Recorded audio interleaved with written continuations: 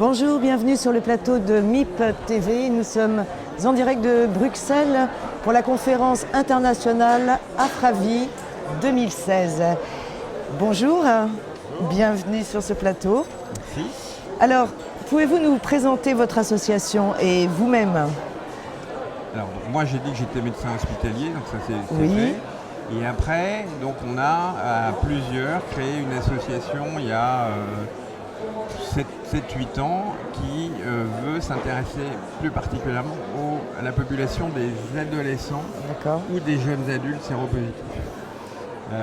Parce que c'est une population totalement oubliée et qu'il est important de réfléchir sur les problématiques qu'ils ont, sur qu'est-ce que ça fait d'être porteur du virus quand on est dans une naissance de sexualité, et quelle qu'elle soit, et comment on peut vivre tout ça. Donc l'association a fait 3 forums en France qui ont réuni entre 150 et 200 adolescents séropositifs. Et là, récemment, on a fait un film qui va s'appeler Paroles d'ados, parce que ce sont que des ados qui parlent des ados séropositifs qui parlent des questions qu'ils ont. Ceci dit, vous dites qu'on les a oubliés. Vous savez, moi je ne les ai pas oubliés. Heureusement que je suis là pour penser un peu à eux, parce que alors sinon les pauvres... On est au moins 2. Ouais. On est au moins 2 à penser à eux, et c'est vrai que c'est important. Beaucoup de jeunes qui ont le virus se sentent seuls, et alors que la question n'est pas celle-là. Nous, on les aide à se rencontrer entre eux, et comme ça, ils peuvent voir qu'ils sont... voilà. Après, ils font des repas entre eux, ils échangent par Facebook, par Internet, ils dînent ensemble, et donc voilà, c'est ce qu'on appelle... un peu l'aide des pairs. Ceux qui ont aussi le virus vont pouvoir s'aider entre eux. Pas s'aider complètement, parce qu'il y a le virus à ma gauche, mais s'aider quand même. Oui. Et vous pensez que la sexualité, l'information a changé beaucoup chez les adolescents?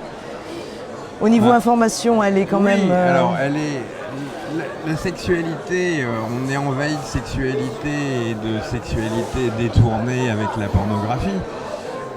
Mais on n'a pas changé la question très simple qui est, si je suis porteur du virus, comment je vais le dire? Oui, complètement. Est-ce que je le dis? Est-ce que j'ai les moyens de le dire? Et donc ça c'est une question centrale dans la prise en charge d'un adolescent ou d'un jeune adulte porteur du virus VIH. Oui, d'accord. Et les actions futures de l'association?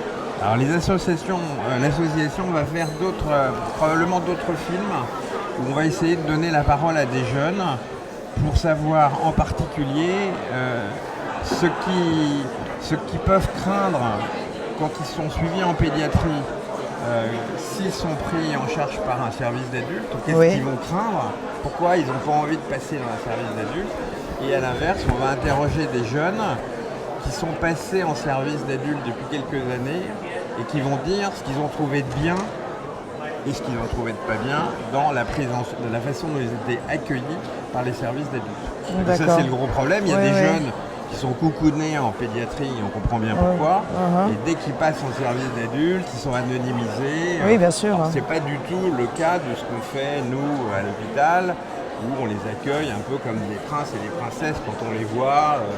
Toute l'équipe les accueille, et donc je pense qu'ils sont assez valorisés. Voilà, assez valorisé. Et pourquoi c'est important votre présence justement à cette conférence? Alors moi j'essaie de voir, parce que c'est un peu quelque chose de nouveau, même s'il y a toujours le virus à ma gauche, c'est nouveau, et il faut forcément qu'il y ait une formation qui soit faite par les soignants d'adultes, parce que s'ils la font pas, ils seront un peu incompétents dans le fait de gérer des adolescents ou des jeunes adultes. Bien sûr, sur place, oui, bien sûr. C'est quand même beaucoup plus compliqué qu'un enfant de 3 ans. Et est-ce que vous avez pensé à faire de la prévention auprès des prêtres pédophiles? Parce que le pape n'est pas d'accord avec la capote. Finalement, c'est mon meilleur allié. Et que pensez-vous? Les prêtres pédophiles doivent-ils porter une capote? C'est une question intéressante. Oui, et très provocateur. Oui, alors Vous êtes très je provocateur, n'ai- Charles. je n'ai pas de réponse à cette question. Et il n'y en a pas. Chacun est à même de juger et de... Je vous remercie beaucoup. Est-ce qu'on peut retrouver l'association? Vous pouvez nous donner Alors, un lien? L'association, il va y avoir, on va vous donner une adresse internet où, alors ce sera probablement mon adresse internet. Si vous la... Je peux la citer, mais il faut que les gens voient mon nom et mon prénom, parce D'accord. que l'adresse c'est Vincent.gentil et on voit le... D'accord. voilà. Et après c'est @aphp.fr. Tout ça D'accord. en minuscule. Très bien. Ben, vous pouvez nous retrouver sur Facebook et la chaîne YouTube MIP TV. Je vous remercie beaucoup de cet entretien. Et puis bonne continuation pour votre association.